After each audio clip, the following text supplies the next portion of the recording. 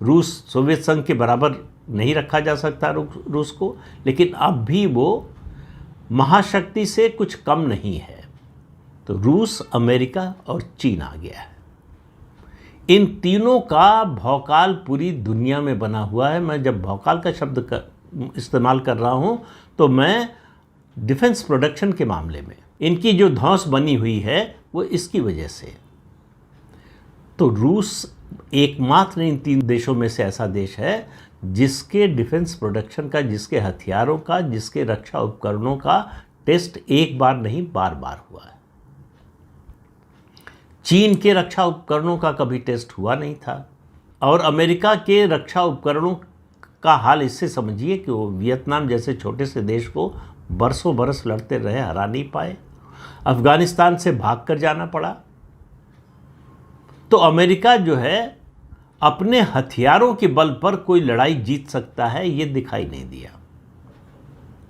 चीन लड़ने गया ही नहीं। 1962 की भारत चीन लड़ाई को छोड़ दे तो चीन कभी सीधे युद्ध में उतरा ही नहीं। वो गीदड़ भभकी से ही काम चलाता है, जैसे ताइवान के एयर स्पेस का उल्लंघन करके अपने फाइटर जेट लेकर जाता है, J-17, J-10 उड़ाता रहता है और डराता है कि हम कभी भी हमला कर सकते हैं। हमला करता नहीं है, लेकिन डराता रहता है समय समय पर, और वो दावा भी करता है कि ताइवान जो है चीन का ही हिस्सा है।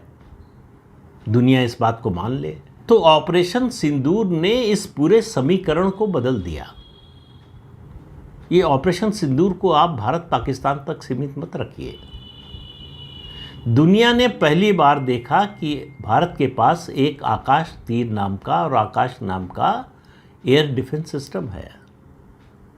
ब्रह्मोस सुपरसोनिक मिसाइल है जो भारत दावा ही नहीं कर रहा था। ये दुश्मन को पता ही नहीं लगता कब मार के चली गई, और ये कितनी बड़ी तबाही कर सकती है ये पाकिस्तान से पूछिए।